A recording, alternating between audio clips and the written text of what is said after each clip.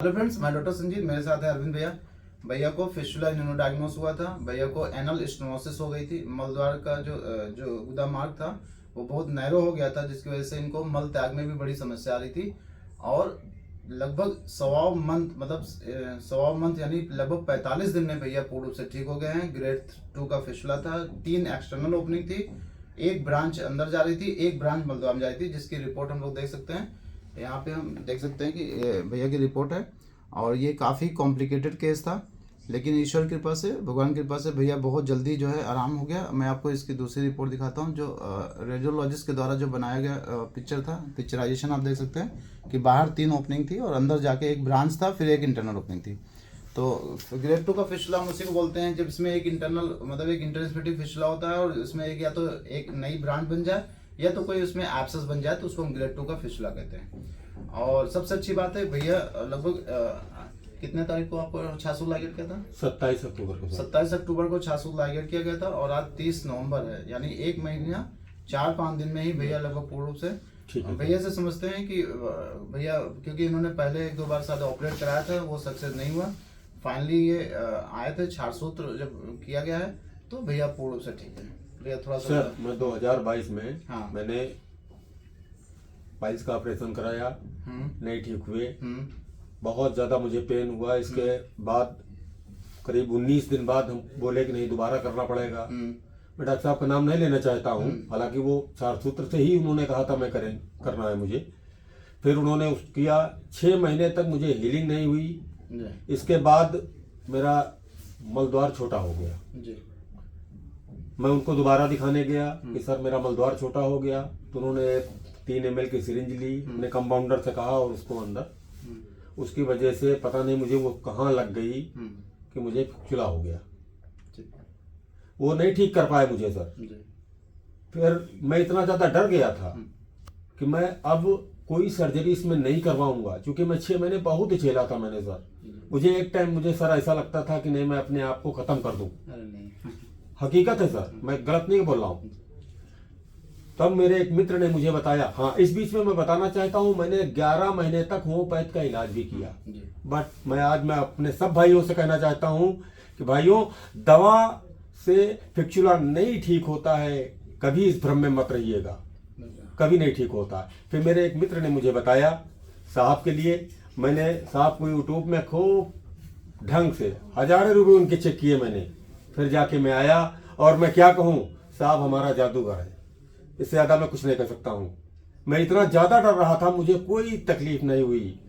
मैं तो शायद 1 हफ्ते बाद ही से मैं कह रहा हूँ कि साहब हमारे जादूगर हैं। इन्होंने हाथ लगाया और हम ठीक हो गए।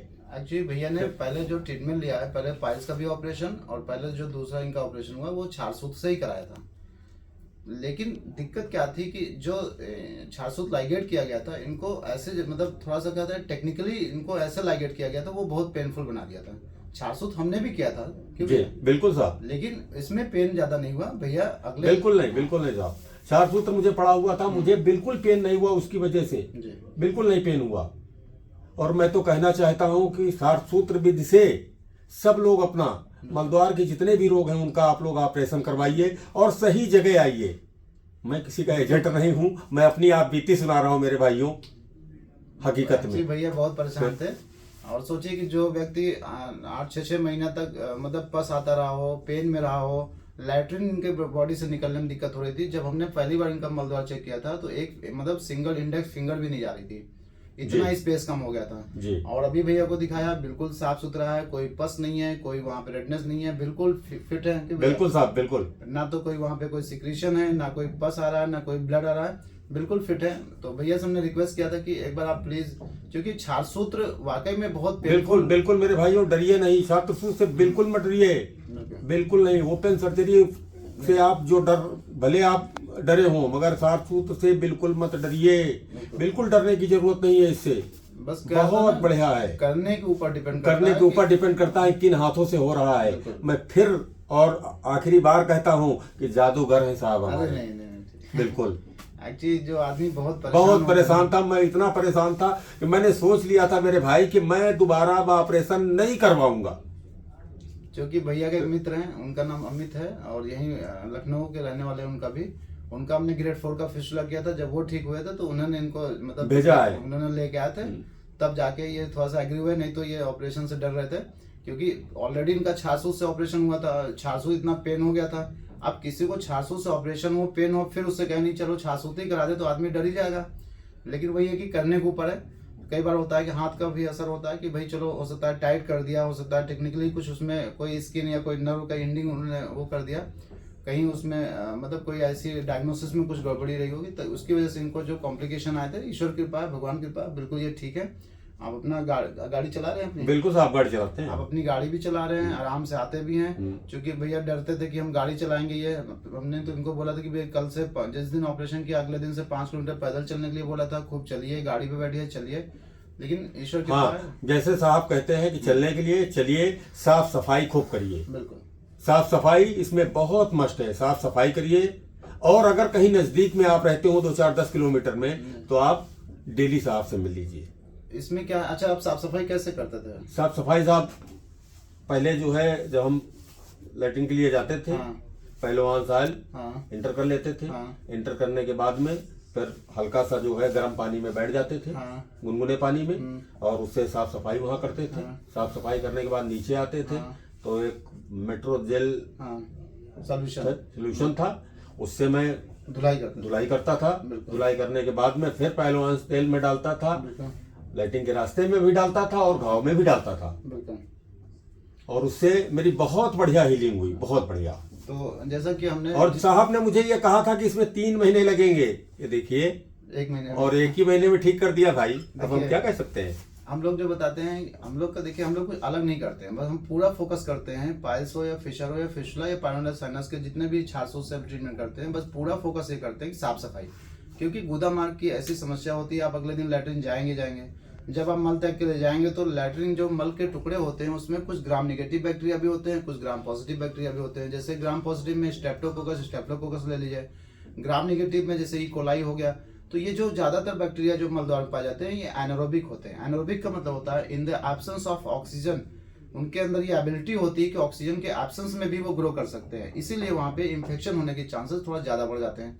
अगर आप सुबह शाम उस ट्रैक को साफ करते रहेंगे, मलद्वार की साफ सफाई करते रहेंगे, तो धीरे धीरे क्या होता है, घाव अपने आप भरता है। और ईश्वर की कृपा, भगवान ने ऐसा हमारा मलद्वार का एरिया बनाया है जहाँ पे ब्लड की सप्लाई बहुत ज्यादा होती है। ब्लड की सप्लाई होने से फायदा क्या होता है कि वहाँ पे बॉडी को जो नीड होती है न्यूट्रिशन की, एट द टाइम ऑफ जो हीलिंग जो प्रोसेस चल रहा होता है, जब हमारे शरीर में कोई घाव भर रहा होता है तो उस समय हमारे उस वहाँ की कोशिकाओं को क्या चाहिए, वहाँ की कोशिकाओं को चाहिए रक्त, यानी ब्लड। ब्लड में क्या होता है, ब्लड में सारे न्यूट्रिशन होते हैं। जितना ज्यादा ब्लड की सप्लाई अच्छी होगी उतना ज्यादा वहाँ पे हीलिंग प्रक्रिया सही होगी। अब आपको क्या करना है, जो घाव भर रहा है बस उसको एक इन्वायरमेंट प्रोवाइड करना है। वहाँ पे इन्फेक्शन होने के जो चांसेस होते हैं उनको कम करना है। अगर आप वहाँ पे गंदगी रहेगी तो जाहिर सी बात घाव नहीं भर पाएंगे। अब इस एक तो सुबह शाम, सुबह लैट्रिन जाने से पहले जैसे इनको भैया को पाइलोवांस ऑयल मलद्वार में डलवाते थे, आने के बाद गुनगुने पानी में सिकाई करते थे। सिकाई कराने से क्या फायदा होता है, जो हमारे एनोरेक्टल एरिया होता है वहाँ के जो स्फिंक्टर्स होते हैं उसका जो स्पाज्म होता है वो कम हो जाता है। गर्म पानी बैठने से ब्लड का सर्कुलेशन वहाँ के मलद्वार के आसपास का बढ़ जाता है। तीसरा, वहाँ पे क्लीनिंग हो जाती है। आप कितना भी अच्छे से समझ कर लीजिए, जब आप गुनगुने पानी बैठेंगे देखेंगे वहाँ पे मल के टुकड़े आपको उसमें नीचे वहाँ पे तली पे दिखेंगे, तो इसका मतलब है इससे क्लीनिंग भी होती है, हीलिंग भी होती है और हीलिंग प्रक्रिया बढ़ती भी है। और उसके बाद फिर आने के बाद जब आप सिकाई कर लेते हैं उसके बाद फिर से जो फिस्टुला ट्रैक होता है या मलद्वार है उसमें थोड़ा सा 1-2 ml पाइलोवांस ऑयल फिर से डाल देते हैं। जब पाइलोवांस ऑयल डाल देते हैं तो वहाँ पे चूंकि जैसे ये है पाइलोवांस ऑयल, अब इसमें क्या है कि जो इसमें आयुर्वेदिक औषधियों का जो कॉम्बिनेशन है मैंने देखा है, देखिए हमने बहुत सारे ऑयल यूज किए हैं, जात्यादि, काशी शादी और भी जो ऑयल होते हैं, लेकिन इसका रिजल्ट बहुत अच्छा मिला जी। अगर कंपेयर मैंने किया तो इसका ज्यादा रिजल्ट मुझे मिला। हीलिंग प्रोसेस इसमें ज्यादा है क्योंकि इसमें जो है मैंने देखा है कि इसमें जो नीम का कल्क होता है उसमें इसको उन्होंने जो है इसको मूर्छित किया हुआ है। तो इसमें ये जो एंटीसेप्टिक जो प्रॉपर्टी होती है, एंटीसेप्टिक प्रॉपर्टी इसमें अच्छी है। इसमें हीलिंग तेज हो जाती है और मल के जो द्वार होता है, गुदा मार्ग जो होता है उसको ये लुब्रिकेट कर देता है। तो सुबह मल त्याग के समय जो फ्रिक्शन हो रहा था, जो चोट लग रही थी, वो इससे बच जाते हैं। तो अब आप जैसे मेरे पास मान लीजिए पाइल्स या फिशर के जो पेशेंट आते हैं, मैंने देखा जब उनसे पूछता हूँ कि भाई आपको ये दिक्कत कब बढ़ी, तो हर आदमी ये कहता है जब मैं लैट्रिन गया था तभी मुझे ये दिक्कत हुई थी। यानी लैट्रिन गए थे तभी दिक्कत हुई, इसका क्या मतलब हुआ? यानी जो मल का पहला हिस्सा हमारी बॉडी से निकल रहा था उसने वहां पे ठोकर मार दिया। जब ठोकर मार दिया तो पाइल्स, फिशर या जो भी आपसे जो घाव था वो बढ़ जाएगा। तो अगर हम ऑयल को मलद्वार के अंदर लैट्रिन जाने से पहले पुश कर लेंगे तो हमारा गुदामार्ग लुब्रिकेट रहेगा, मल का पहला हिस्सा जो है वो सॉफ्ट हो जाएगा, लैट्रिन आराम से फिसल के निकल जाएगी। और आपको पता होना चाहिए कि जो ऑयल होता है उसके अंदर कोई भी बैक्टीरिया, कोई भी पैथोजेनिक एजेंट जल्दी ग्रो नहीं कर पाता, क्योंकि उसके लिए वो एनवायरनमेंट नहीं प्रोवाइड करता। तो इसके ये फायदे होते हैं। तो मेरा आपसे यही गुजारिश है, किसी को भी कोई भी समस्या हो गुदामार्ग संबंधित, इलाज कहीं भी कराएं, ऑपरेशन कहीं भी कराएं, अगर आप अपने गुदामार्ग को अच्छे से साफ सफाई रखते हैं, क्लीनिंग करते हैं, हाइजीन मेंटेन रखते हैं, आप विश्वास करिए आपको ना तो ज्यादा पस बनेगा, ना तो पेन होगा, ना तो आपका कोई काम रुकेगा, और ईश्वर की कृपा रही तो दोबारा होने की संभावना भी नहीं होगी। धन्यवाद।